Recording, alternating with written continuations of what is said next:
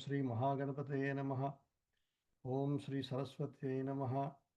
Sadashiva Samarambham Vyasa Shankara Madhyamam Asmadacharya Paryantam Vande Guru Paramparam.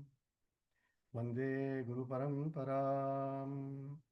Shruti Smriti Purananam Alayam Karunalayam Namami Bhagavatpada Shankaram Lokashankaram Shankaram Lokashankaram Samastajana Kalyani Nirdam Karunamayam Namami Chinmayam Devam Sadgurum Brahmavidvaram Sadgurum Brahmavidvaram Om Sri Chinmaya Sadgurave Namaha Om Sri Tapavana Sishyaya Namaha. So let us do the Shanti Patha of the Ishavasya Upanishad.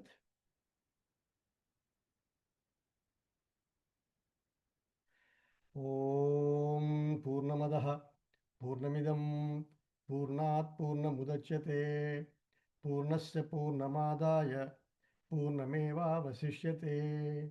Om Shanti Shanti Shanti. Hari Om. Now we have completed 4 mantras of the Ishavasya Upanishad. Now the 4th mantra, very briefly, it's actually from mantra number 4 up to 8th mantra. The Upanishad talks about Brahma Vidya, self-knowledge,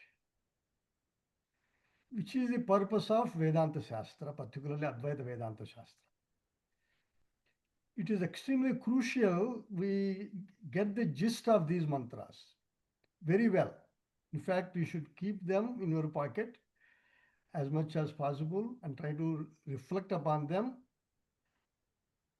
very much, because it is knowledge of self. Other reason is, frequently the ideas presented here are also reflected in our scriptures, like Bhagavad Gita and other Upanishads, and Bhagavan Shankaracharya in his Bhashya, he quotes these mantras, because these are fundamental thoughts and extremely crucial for our clarity. Otherwise, things don't look connected. If you understand some of these mantras, everything appears connected in Bhagavad Gita also. Otherwise, things look very, very different. Each chapter looks different.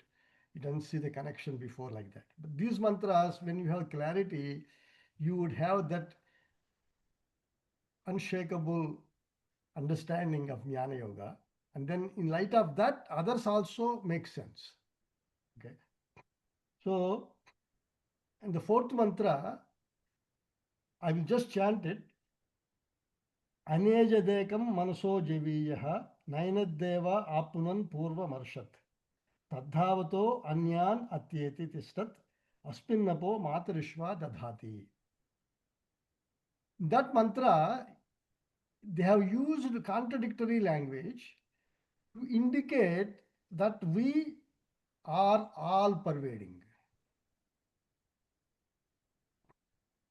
The reason they did that is, our mind is only operating through our ideas and our perceptions, which means through the body. Then what happens? We break the world as Atma and Anatma. This, which I call it this as Atma, self, then whatever is not covered by this perimeter of this body, we say Anatma, it's not me. Vedanta is trying to break that thinking process. How? It will use contradictory language where you have to connect it properly. How do they do that? They say it is Atman, is that unaged. It does not move. But it is faster than the mind. So I'm just taking that part because I don't need to go through the whole thing. Last week we did that, but just I'll take that part. What does it mean? How is it possible? It does not move, but yet it is faster than the fastest. Manas is faster than the fastest. I can sit here and think about Brahmaloka. Immediately my mind has gone there. I'm sitting in the class and my mind is somewhere else. That is, I already got there. It is not, we are not here.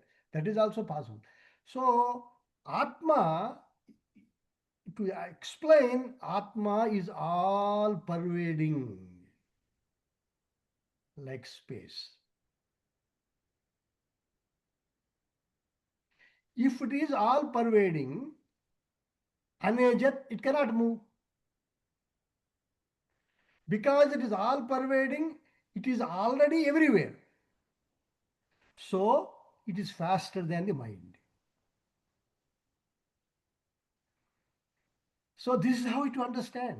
Self is, so now what is the problem with when I make a statement, this is me, that is not me, what is the problem? I have taken up a wrong I, Atma. I have defined myself as this body and everything else, I am not that.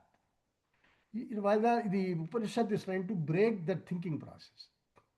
It's trying to make you aware you are not what you think through the body.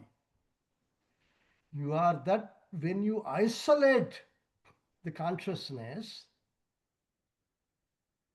from its entanglement with body and mind,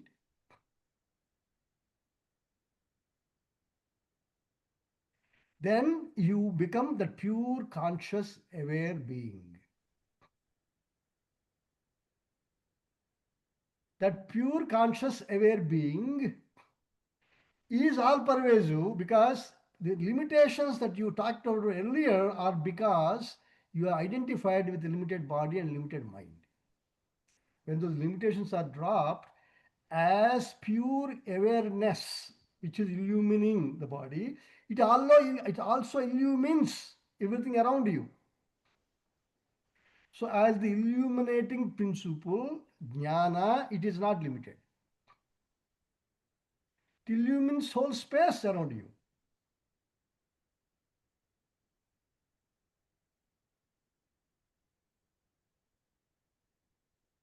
So you don't have to break it up as I, this and that. No.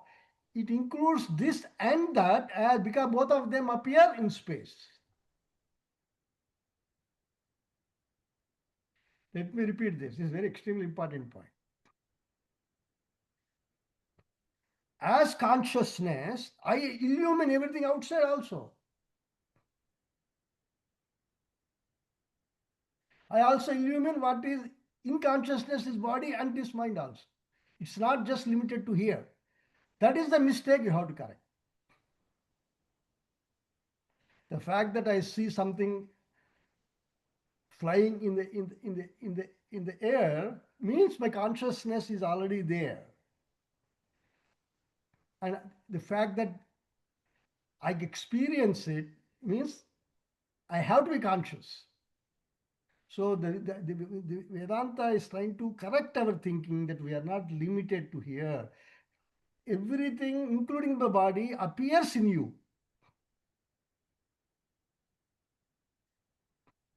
So last week I mentioned it is like waves and water. Our mind is on the wave, and then we think everything else is not wave. But it is not like that. It is actually water in which all the waves are. So if I ask you a question, is water in the wave or wave in the water? Usually our mind says water in the wave because our mind is on the wave. But truth is, before the wave appeared, water was already there. Because of water alone, wave was possible. In the same way, because of consciousness, only I existed either as the body, either the mind, or as the seer or the seen. Okay, consciousness is all pervasive. That is why the contradictory language is used to take our attention to the all pervasive presence. Now, I also mentioned last week, our mind is on the changing stuff.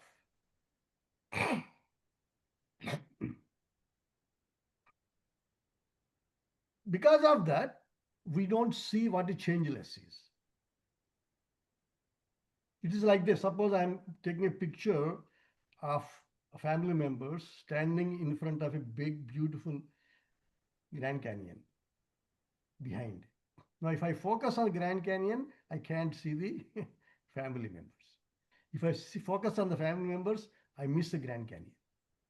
Exactly the same. Consciousness is all pervasive. Everything is included in it. But my mind, wherever it focuses, we only believe that is real because reality itself is supplied by consciousness. Existence itself appears in consciousness. Consciousness is only reality. Rest of them appearances. That is the reason for focus, wherever we focus, wherever we pay attention, that's where we develop love. Okay. Now, this point is so crucial that appearance versus actual. If your mind is on the appearance, if I focus on this, I forget the actual. If I focus on the actual, this becomes just a transactional. It has no, it's not. So when I focus on the Grand Canyon, I see this much smaller, exactly identical. You let go of the little things, big things become clear to you. Okay. Now, similar slokas in Bhagavad Gita are plenty. And I just want to take few slokas. The purpose of it is to make you aware how important these slokas are. And why many times we have problems understanding Bhagavad Gita? Because we never listen. Because Bhagavad Gita is the essence of Upanishads. Some of these ideas, when you understand from Upanishads, Bhagavad Gita becomes joy. So a couple of slokas I will take to highlight the point. Okay, so Bhagavan Krishna says in chapter 9, 4th verse, he says, Maya tatamidam sarvam jagadavyakta murtina masthani sarvabhutani nachaham teshu avasthitaha.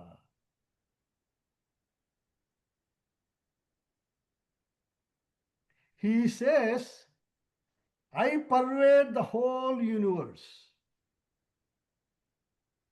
as the support but not visible. Just like gold, our mind is on the bangle, not on the gold. But gold is God. Gold means support is Karana is a God. I pervade the whole universe, Jagat Avyakta Murtina, as the Sushma, just like I said earlier, you pervade the whole universe. Within you, everything appears, whatever you see. So that's the there it lives. Masthani Sarva Bhutani. Again, here, Maya means me, consciousness. Krishna is also saying consciousness. Depending upon how you want to understand, you can understand. Krishna Bhakta understands Krishna pervades. But the reality is, he uses the word Maya, by me. Masthani Sarva Bhutani. Everything exists in me. See this?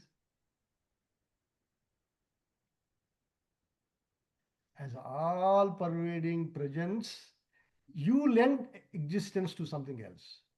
If you don't lend existence, that doesn't exist. Suppose you go to sleep, you don't have it. So you all pervade. Whatever you experience is in you. So you pervade to the extent you experience. But here he says, contradictory language. Masthani sarvabhutani nachaham teshu avasthitaha. I am not limited by them. Here is talking from the point of view of the effect. I am not in the effect by itself, but I am the cause. Just like, don't say when you say water is in wave or wave is in water. You have to say wave is in water. If you say water is in the wave, then water says no, no, no, no. Masthana sarabhutani, everything is in me, I am not in them. So because it's already there before wave is born. In the same way, Bhagavan is saying, I am always there, whether you think of me or you are not thinking of me. Once you identified with this, I am not in you because you forgot the totality of me. But when you let go, you become me. So I am in you, no doubt, but if I am only looking from this angle, I am not consciousness. I am just the body.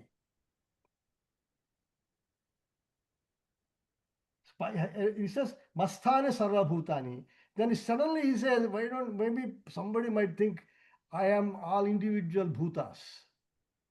He wanted to correct that. Quickly he says, again in next verse he says, Nachamasthani Bhutani. Pasyame Yogam Aishwaram. See my glory. If nothing is in me. As appearance, it's not in him. As the essence, it is in him. So basically, the body and mind and they are just vibrations in you, but you have support of the vibrations.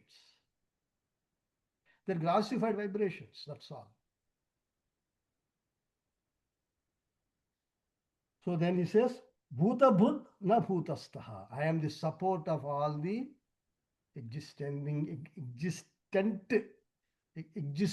can say, existing bodies and mind and all those things and all the variations. But I am not limited by them. Mamatma Bhuta Bhavana. Everything arises in me and also collapses, but I am always there. So look at this.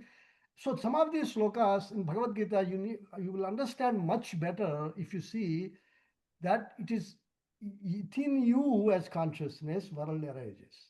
Without your presence, your world doesn't exist. If you take out yourself, the world does not exist. It means world is nothing but you, but you are mistaken as separate. If you take the gold out of ornament, if there's nothing there, it means it's only gold. In the same way, if you take out the consciousness out of your experience, there is nothing there.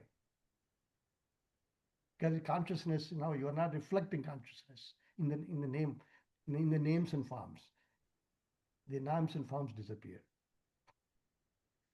Basically, what Vedanta is saying is you are the totality of the field in which vibrations create entities out of you. If you support them, they become real. What do you mean support? Attention, love, give them importance. Then they become real.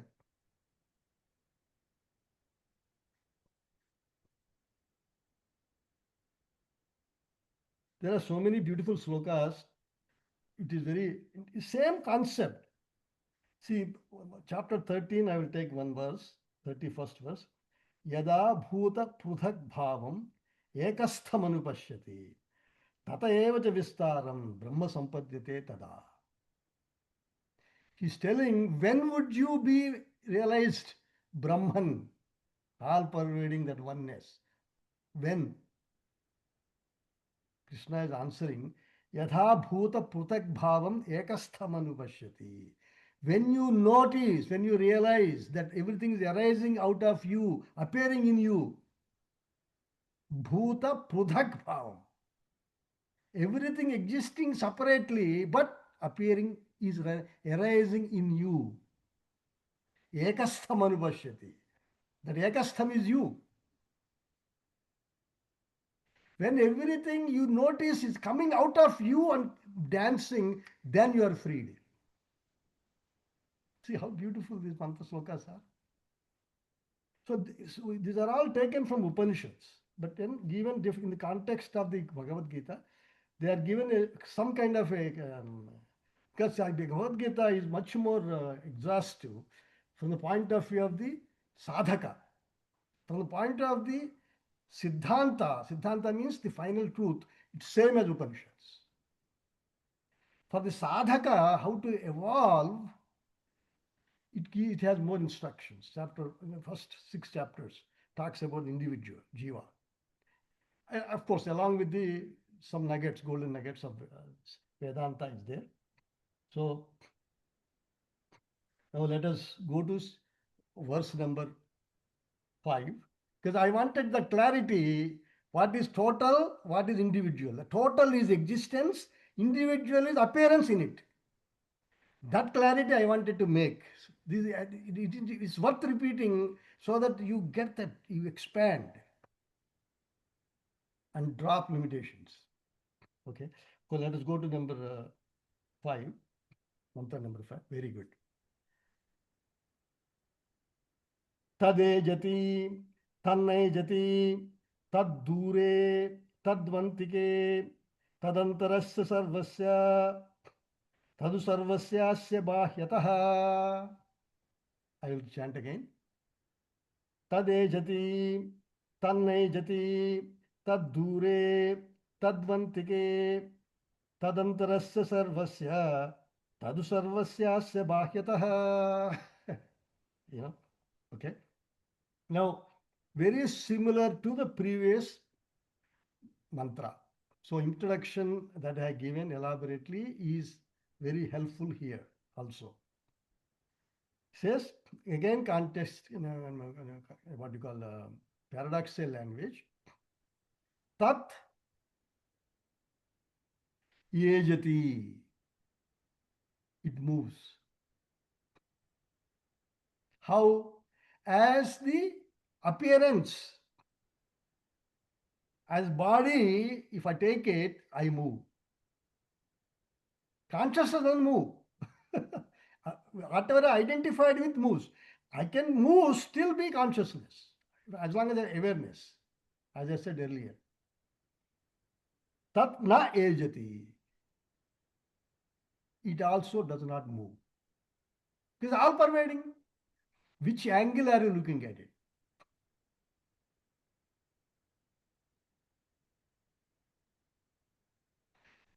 Basically, the slokas are trying to loosen up our bondage and open up our thought process and make us realize how glorious we are. Are you limited or you are not? If you think you are limited, you are. Because you are strengthening that thought through your consciousness. If you let go, you are never limited.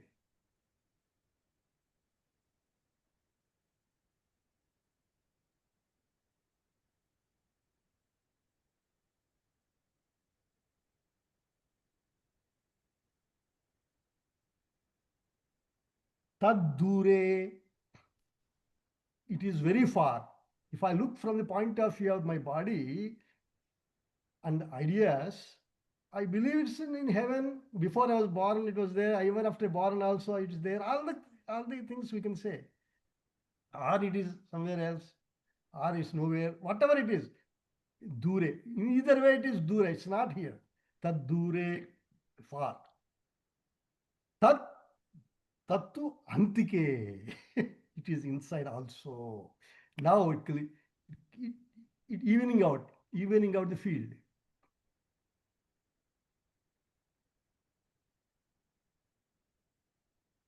Tad dure, tad antike. It is also inside. Means it is inside and outside. Earlier I gave introduction. We have a perspective. Atma means this. That is the mistake. Together they are in Atma. What I call this and that are both wrong. Together they are in oneness. As that oneness, that is inside and outside. The artificial imagined space called body and mind are basically illusion. Conditioning. We love it, so it becomes habit. As I said, whatever you pay attention, you become that. So tad dure, tad to antike, it's also inside. Tad antarasya sarvasya. sarvasya antaraha.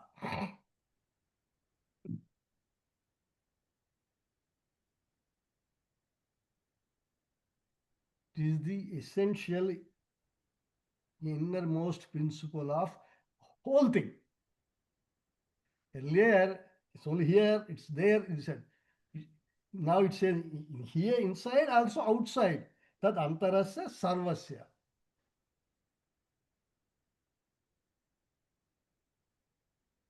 Tadu sarvasyasya bahyataha. It is also outside of everything. So if it is inside of everything, it is also outside of everything. So what is it trying to do? It's trying to break your habitual thinking. That consciousness is not just limited to this body. Consciousness is the principle in which body rises.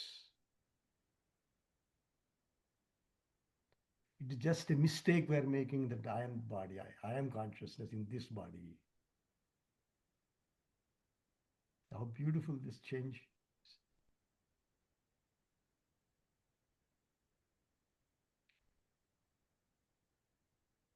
In the recent modern scientific language, once we identify with the body, we entangle ourselves with the corresponding things we like.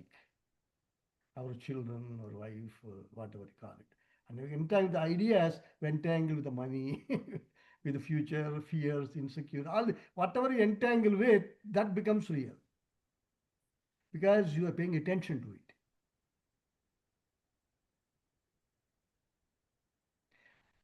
Basically, you are defining yourself in that language.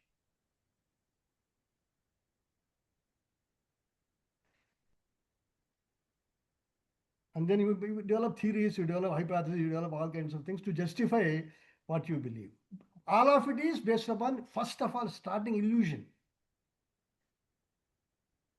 That I'm not happy to start with. And then I'm trying to create happiness through various, paying attention to various things, and all of them become real.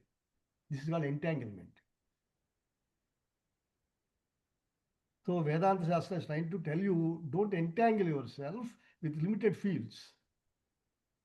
You just be who you are. Who you are is never entangled.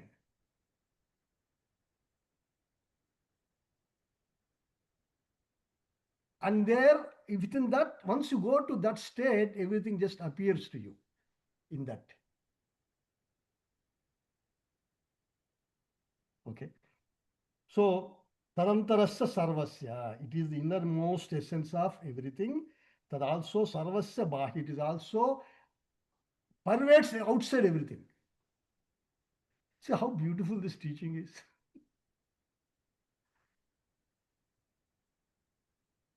Just be that.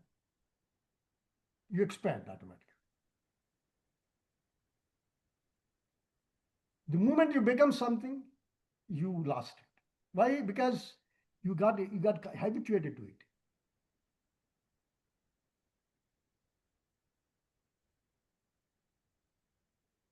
So you have to disentangle these habits and then be free first.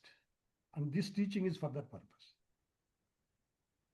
Now, I given the general, last week mentioned, I also mentioned again briefly because it is important. The prakriya, the process of disentanglement, you have to get in your heart. So first, when you think of yourself, I'm not the body. Because of my consciousness, body appears. I'm the subject, which is the consciousness, in which I have a perception of body. Because body never tells you I'm consciousness. Your consciousness tells. So body is the subject and consciousness is the, object, consciousness is subject, body is the object. Then your ideas. They keep changing and then there is a witness behind it, which tells you various ideas. Today I feel good, tomorrow I don't like that. My body is changing, my eyes are not as good as I was, but my mind, my Atman will, it's not, it changes. As you go deeper. Intellect, ideas, same thing. What you thought about yourself and the world has changed now versus what you were at young. What you had ultimate happiness when you were a child versus now, or middle age change. Changing things is object. Observing which is changeless is observing that. We're just illumining it. Because as a principle, it illumines.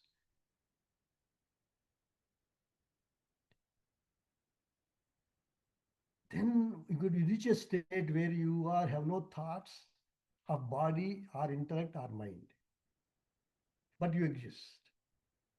It is as though it's a deep sleep, but with awareness. We went over this very clearly during the discourses on Chandogya chapter 6. It is as though like sleep, but with awareness. What happens then? All the limitations are dropped. As I said earlier, you know you are all-pervading consciousness existence. Now you realize anything that exists arises out of you as an appearance.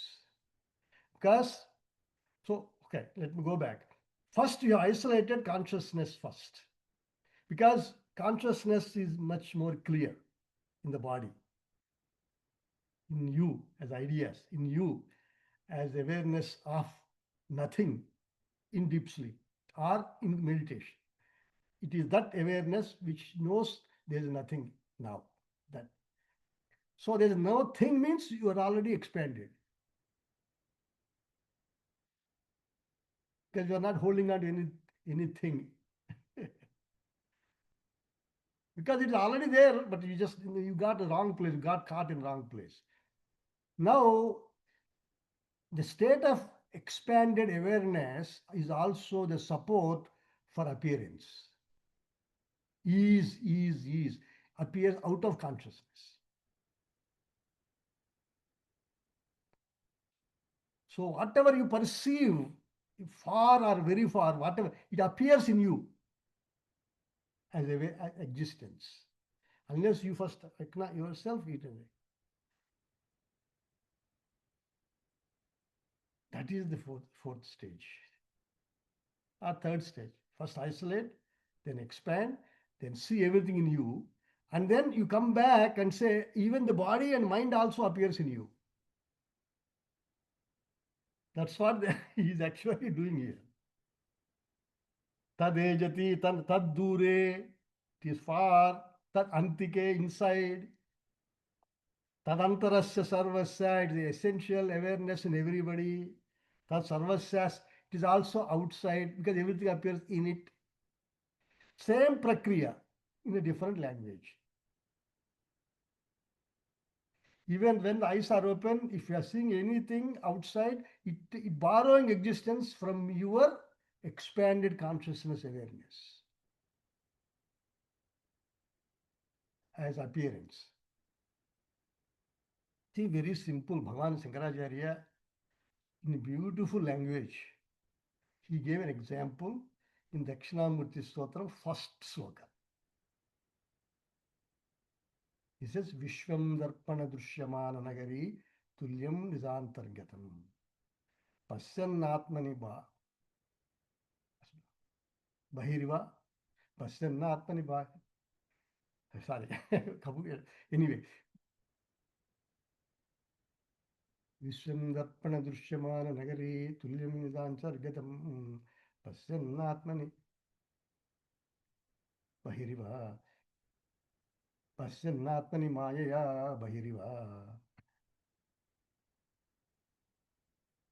Bhutam Yadha Nidraya. Pasyan Atmani Mayaya Bahiriva. By identifying with this, you see something outside as separate.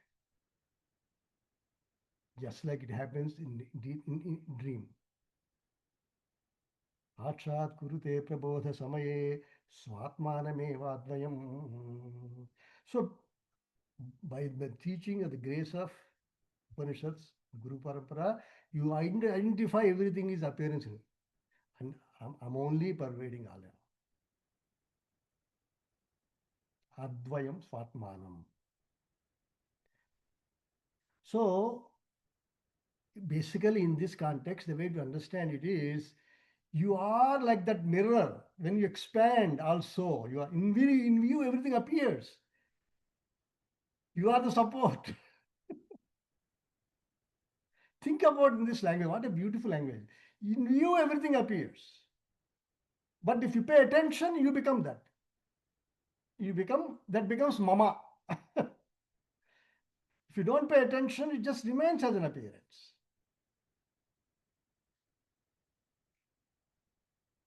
Aham, mama. I and mine. Both of them are interdependent upon where you pay attention on. Then you forget it is appearance in mirror. So mirror lends the existence as well as illumination to the object.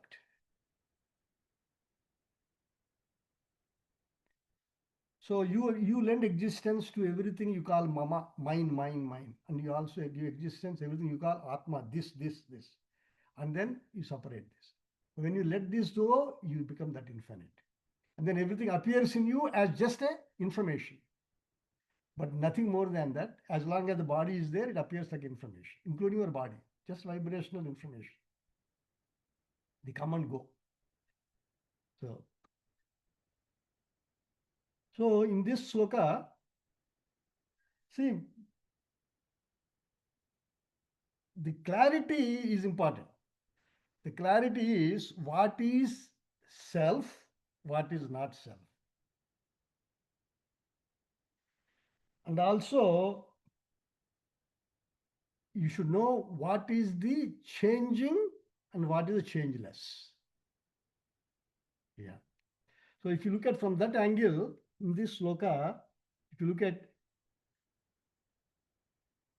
Yajati, what it changes names and forms. And then Kriya, related connection with those two with you. Na ejati, what is that unchanged? Atma. Vastu and upadhi. So basically, vastu is the gold, upadhi is the ornament, one ornament. The ornaments can change, gold doesn't change. In the same way, vastu is a changeless, atman. Whatever you experience as individually separate, they are upadhi. They are dependent upon consciousness. Tad dure, as upadhi, it just moves. But as vastu, it cannot move. Tad antike, it is also far and it is also inside. It feels everything as vastu, it feels everything. Gold is in every object and also in the particular object. Sarvasya bahyaha, it pervades all universe outside. Sarvasya antaraha, it is also inside as vastu. The drush, depending upon a drushti. So when we don't see the vastu, means the reality, you become bound. When you see vastu, you see what is vastu, what is not what is the changing. See, it's important to see both. Unless you learn the Shastra properly and see both, you don't appreciate it. If you only see on that quietness inside me and then be that, then it is dhyana. Then the world is still there and biting you when you open your eyes. If you only see God in the prayer room, Krishna, Krishna, Krishna, whatever is fine, whatever your God is fine. But if you don't see it outside, if you only evaluate everything, depending upon your convenience, then really it is you have not learned it, the value of the Shastra. So if you actually experience the universe as a reflection in you, appearance in you, appearances move, but you don't move. Reflections in the mirrors they move, but you don't move. So what you see in that state is you are all-pervading appearance, as all-pervading presence. in which appearances move. When you identify with yourself, with the all pervading oneness by realization, it is called yoga, not dhyana yoga. Jnana yoga. Jnana yoga is different from dhyana yoga.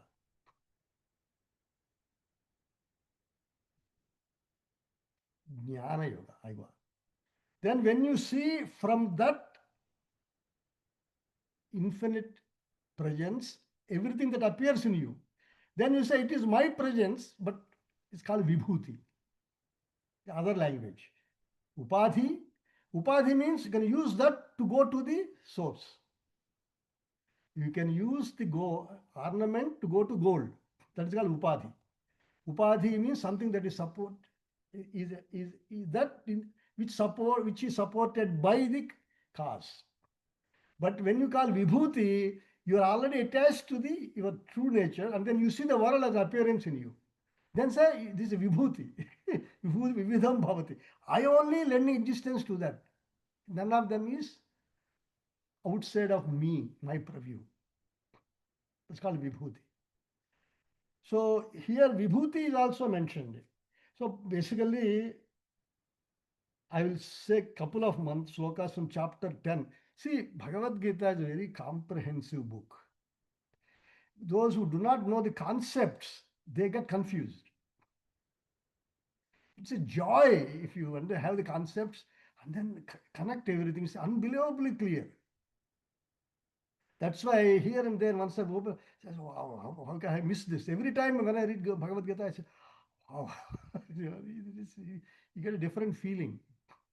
So I will read a couple of mantras to get that clarity. Based upon this mantra only, slokas Bhagavad, he says, chapter 10, 7th sloka, he says, Yetam vibhutim yogancha mama yovetti tattvataha sovikampeena yogena yujyate na atra samsayaha. See, what a language. There is no doubt. If you actually realize your yoga, means jnana, I am all pervading infinite presence. Vibhutim cha, vibhuti means everything that appears in me is because of me. Vividam bhavati iti vibhuti. Without me present in the all pervading consciousness, that bird flying in sky is not visible, has no presence. You might say somebody else is seeing it, but it is also in his consciousness. He's seeing it. Discussion by Ramana Maharshi, he clarifies this. And then he's reporting to you, means in your consciousness that report is recorded. Some conscious presence has to be there before any experience is possible. If you can say, I will record this and then you listen to later. So now, yeah, but somebody has recorded it for you. Conscious being has to be there.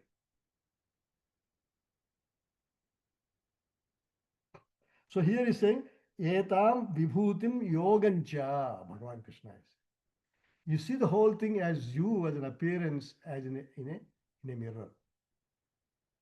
That is, whatever you see in you is vibhuti, because you are becoming that and giving dimensions to it. Mama yovetti tattvataha, those who understand this in its truth. Sovikampena yogena yujyate. He gets established in unwavering self-knowledge. Yogena. Yoga means in self-knowledge. Vibhuti means appearance. See, chapter 10. So every chapter, if properly understand the words, the message is powerful. Na atra samsaya. There's no doubt in this.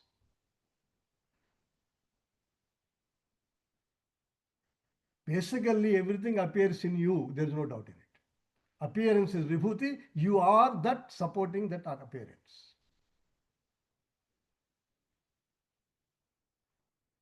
So, see, Upanishad gives in one mantra so many things, but unless you really, Krishna's language is much more elaborated and then it much more clear because it is taken from many Upanishads. Then he says, sloka number 8, same chapter, 10th chapter, he says, Aham sarvasya prabhavaha. That I-ness is the birthplace of everything. So do not think I'm exaggerating because Krishna is saying, in you everything appears. In you everything is born as consciousness awareness. Sorry, as awareness existence by itself as a principle. Matta sarvam pravartate, everything operates in me. Iti matva bhajante mam buddha bhava samanvitaha. Those who have that clarity and understanding, matva means having perfectly analyzed it and understood it.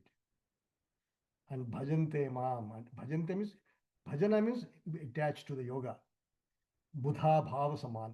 Those people really know what is the truth. Bhava means that perfect happiness. Now, we did Kedo Upanishad also. Kedo Upanishad also, a similar mantra is there, very second mantra, but I will not take it now because we don't have that much time. But I will take clarity. See, earlier mantra also said Tadejati. So we have in this one, earlier mantra it said Anejadekam Manaso, it runs and faster than, but doesn't run all this. Here it said Tadejati, Tanejati. Very similar, make you the point that you are the support in which everything is operating. So, in the introduction to this, Shankaracharya writes, this mantra number 5, very simple language, he writes very beautiful sentence. Na mantraणाम जामिता अस्ति इति पूर्व मंत्रोक्तम अपि ardham punaha aha. He says for the Upanishad mantras, they don't get tired of teaching you. Jamita means laziness or tiring, whatever you call it. Na mantranam jamita asti. Iti, whatever is said in Purva mantra, api ardham punaha aha. In order to make that clarity, we again they are saying this. See, Shankara. As I said earlier, the beginning itself, I said I have to cover again in depth so that you get that clarity, that you are all pervading essence in which movement takes place, you are that essence. What is moving has a speed. What is supporting has no speed. And it is all pervading inside and outside. And everything appears in it. All these steps. So now Shankaracharya writes the beautiful commentary. Luckily, it's not very complicated. Tat is explained, but now he's saying every word he explains. Tadejati, Tannai, so now he starts with Tat. Atma Tattam Yat Prakrutam Tat. The current context, what we are talking is the Atma Tattvam, the knowledge of pure self. That is the Tat, refers to that. Yejati, it moves, Chalati. Tadeva cha na ejati, that also does not move. Swataha na eva chalati.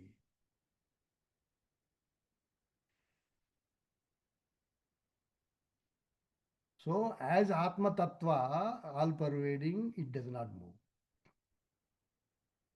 Swataha achalam eva sat chalati iva iti arthaha. Although it is not, although it is all pervading, but it looks like it is moving because of our drishti. And he said, last class he said, Upadhi and Veda, the same thing here. Kincha tad dure varsha koti sataihi api avidusham aprapyatva dure iva. For those who are ignorant, who have not really owned this teaching, for them even after 100 crore years, it always Ture only. It is far only. Look at his language. Satakoti Koti Sataihi api. Varsha Koti Satai api. Avishadam aprab. For those who are not realizing the truth, even after hundreds of crores of years, it is far only. They look for something somewhere. After I die, I go there. All these things because you are projecting something into your mind. Tadu antike iti khedaha. That is tadvantike samipe atyantam eva vidusham atmatvat na kevalam dure antike cha. And now tadvantike samipe atyantam samipe. It is closer than the closest atma. Eva vidusham, for those who are self-realized, because they know they are Atman alone. Na kevalam dure antike. It is only inside you. You are that. Because it is by alone. Kevalam means it alone is. Nothing else is there. So it's the closest. Water is closer than wave to the wave. Wave, you have to think it's the name and form. Water is already there. That's what it means. So अस्य सर्वस्य जगतः नाम रूप क्रियात्मकस्य तद्भु अपि सर्वस्य अस्यः बाह्यतः व्यापकत्वात् आकाशवत् निरतिशय सूक्ष्मत्वात् अन्तः. As it is very, very, very subtle conscious existence principle, it is all pervading like space.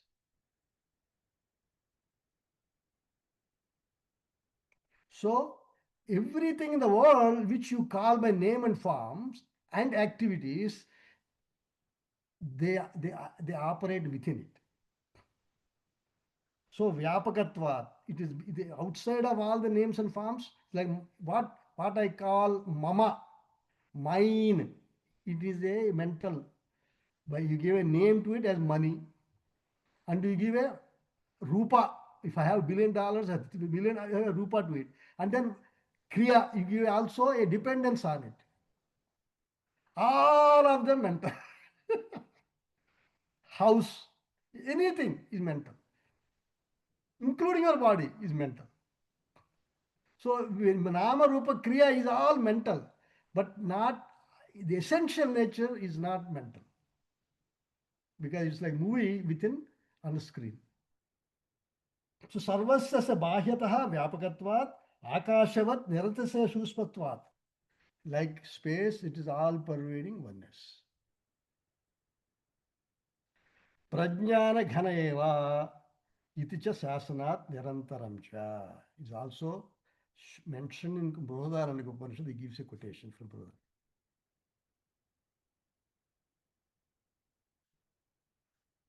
So very similar slokas now 7 and 8 are given, very similar to slokas. Bhagavad Gita also chapter 6 has similar thing. But we have also done Kena Upanishad. Let me take one mantra from Kena Upanishad, because irrespective of how much we learn, we somehow manage to get ignorant. The reason for that is we are not seeing the total picture. We are always seeing through the mind, you have to understand. But when the mind has to realize it is not the mind, it is consciousness. It's not the senses, but the principle that runs them behind. When you withdraw your senses, your consciousness is there already. Without that, your senses don't operate. That's the actual seer. This is only an instrument through which you are seeing. So in all aspects, Upanishads teach this. So in Kena Upanishad, we saw this. It's very beautiful. If you don't look at it comprehensively, then you make sense to you more and more. So I will take the Kena Upanishad mantra, number 2, section 1, number 2.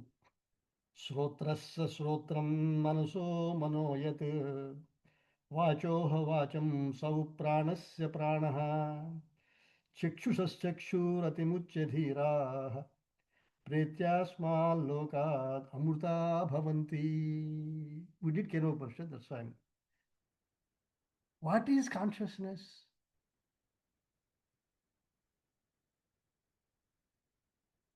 It is the srotrasya srotram. It is ear of the ear. So without that consciousness presence, see everything is upadhi. Everything is through this you can catch that. The fact that you have the experience of hearing, their consciousness behind illumining that hearing function. Srotrasya srotram. See, every experience is an opportunity to realize self. Kenopanishad. Manaso manoyat. It's the mind of the mind. So when your thoughts are there, you stop thinking on the thoughts, but look back because of which thought has become life. Don't think about the thought, then you get caught up into the emotions. But let the thought give you an opportunity that because of awareness, my thought is operating. Vachoha vacham. It is a speech of the speak. If I'm talking, consciousness. Through me, through you who are listening, God alone is operating. Now, sorry, Sau pranasya pranaha. It is the life of life. Prana cannot operate without consciousness. All senses, all the mind, all the prana, all the several layers of where we think I are all, he's saying one common principle operates all of this. And that you focus, these are the upadhis through which you see that. Just like bangle is upadhi for seeing gold. Chakshusas chakshuhu, eye of the eye. Atimuchya dhiraha.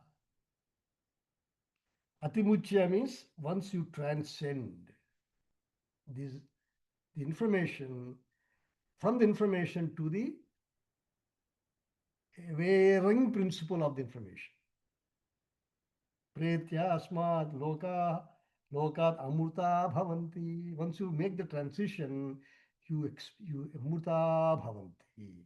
You have that eternal peace, happiness, fulfillment, fearlessness. So they are all talking about that infinite, ever operating principle because of which the whole show runs. You are the principle of the show. Om Purnamadaha Purnamidam Purnat Purnamudachyate Purnasya Purnamadaya Purnameva Vasishyate. Om Shanti Shanti Shanti. Hari Om Sri Gurubhyo Namaha. Hari Om.